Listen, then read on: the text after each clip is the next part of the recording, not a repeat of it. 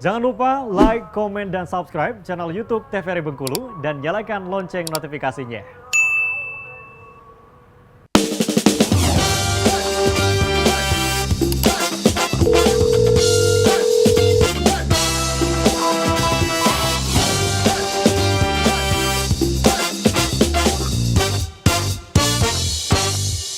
Sahabat sehat, terima kasih Anda masih bersama kami dalam Dokter Kito Bersama Kita Sehat. Dengan tema kita kali ini membahas mengenai psoriasis. Langsung aja kita lanjut lagi ya bersama dengan Dokter Bella dan juga Dokter Wenti. Sebelum kita masuk ke Dokter Bella, Julia mau nanya ini spesifik ke Dokter Bella. Sudah pernah nemuin langsung pasien yang terkena atau mengidap psoriasis ini, Dok?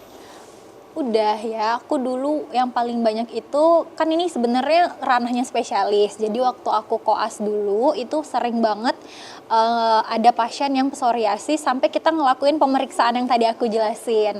Yang ada kita kerokin kulitnya, terus kita lihat nanti di bawah mikroskop, terus nanti kita lihat apakah ada bintik-bintik kemerahan gitu ya untuk penegakan diagnosisnya. Kalau misalnya untuk di vaskes pertama pun juga banyak, tapi ya itu kebanyakan pada vaskes pertama itu biasanya kita harus evaluasi gitu ya, karena sebenarnya psoriasis itu kalau di awal-awal kan dia belum terlalu menebal gitu ya, masih mirip sama penyakit yang lain kayak dermatitis yang paling sering itu.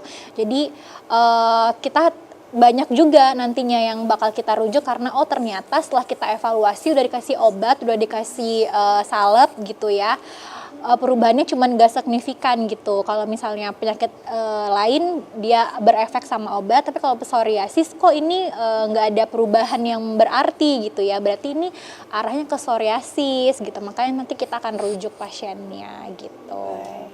Mungkin bisa kita lanjut? Oke. Tadi udah sampai diagnosis ya, tentang gimana taunya. Nah, ini yang pemeriksaannya tadi. Selain itu psoriasis tadi kan yang paling spesifik itu dia memang ada suka banyak di tempat daerah yang lipatan-lipatan dan juga gesekan-gesekan ya. Yang paling sering tadi pertanyaannya Julia juga di siku sih yang paling sering, di belakang leher sama di lutut. Itu yang paling sering memang.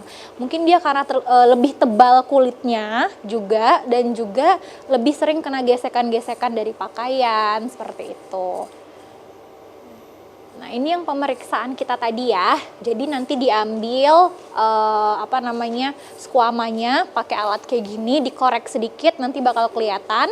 Terus juga ada kita manipulasi kulit pasiennya di sekitarnya tadi dan ada outspits ya. Nanti dia akan kelihatan bintik-bintik kemerahan setelah terjadi pengerokan itu sendiri gitu. Jadi ini kalau dilihat-lihat psoriasis ini tuh posisinya kering ya kulit ya? Iya, kering betul, sangat kering malah. Sangat kering, terus dia jadinya bersisik dan menebal. Bahkan ketika sudah dikerok sekalipun, seperti itu misalnya, itu tuh tidak ada keluar cairan atau apa, seperti apa, Dok?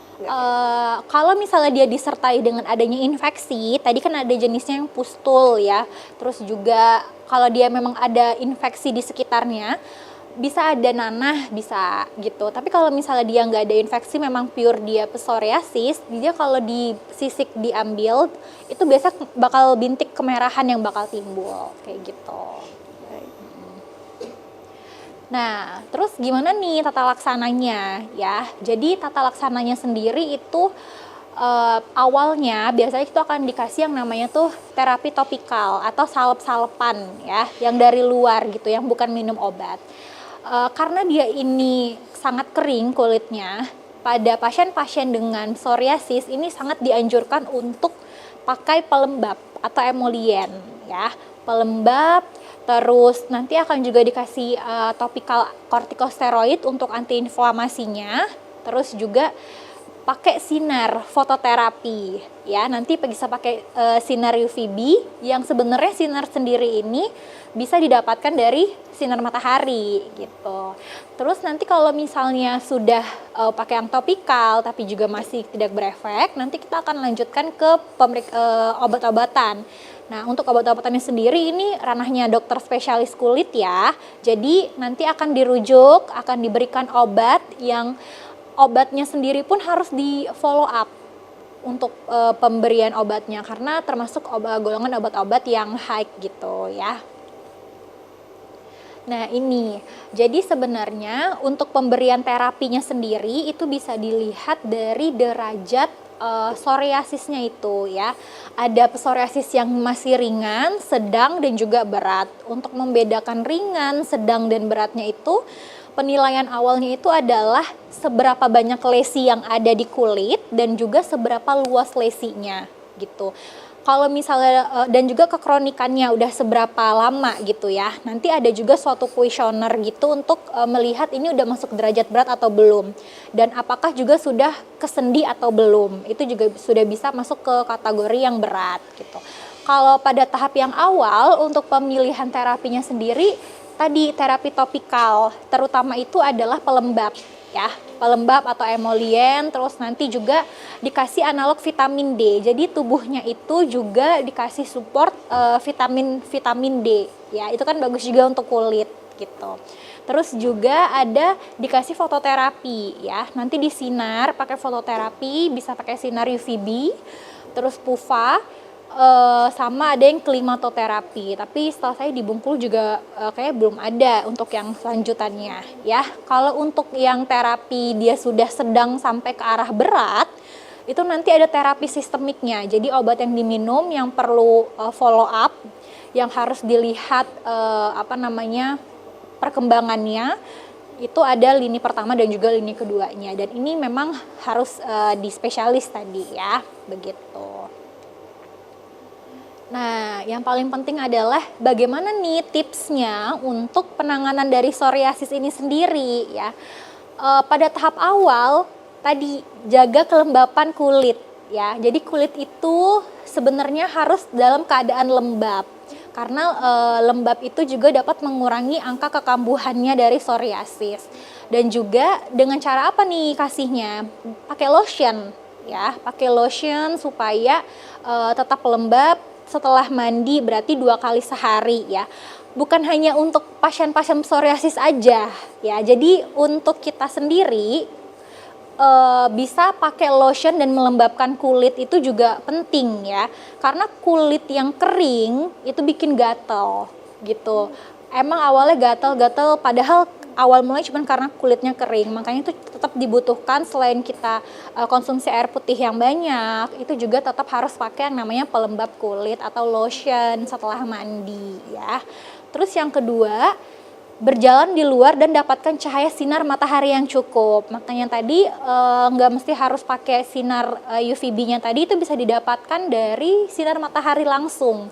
Dan jam berapa nih UVB yang bagus gitu ya. Kalau menurut penelitian itu kalau untuk waktu berjemur itu bagusnya jam 10 sampai 11 ya. Emang lagi terik-teriknya matahari, tapi itu yang paling bagus UVB-nya. Dan gak perlu lama-lama, cukup 10 sampai 15 menit aja. Itu udah cukup untuk supaya sinar mataharinya itu masuk ke tubuh kita, terus nanti dia bakal memproduksi yang namanya vitamin D tadi. Dan vitamin D-nya itu yang bagus untuk tubuh dan kulit gitu. Apalagi untuk pasien-pasien yang memang dibutuhkan vitamin D seperti pasien-pasien psoriasis gitu. Nah, dan juga hindari mandi dengan air yang terlalu panas ya. Jadi pemirsa di rumah, untuk kenapa nih kalau misalnya lagi gatal kulitnya, nggak mesti harus pasien-pasien psoriasis ya.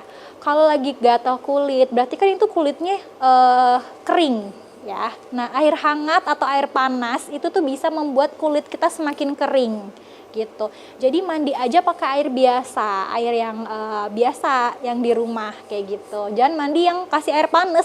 Memang betul waktu gatel dikasih air panas itu kayak udah reda, tapi setelah itu dia akan semakin gatal karena kulitnya akan semakin kering gitu ya. Jadi tetap pakai air yang biasa aja, terus nanti baru dikasih lotion gitu. Baik. Ini menarik sekali. Sebelum kita lanjut, kita jeda dulu ya dok ya. Pemirsa jangan kemana-mana, tetap bersama kami dalam Dokter Kito, bersama kita sehat.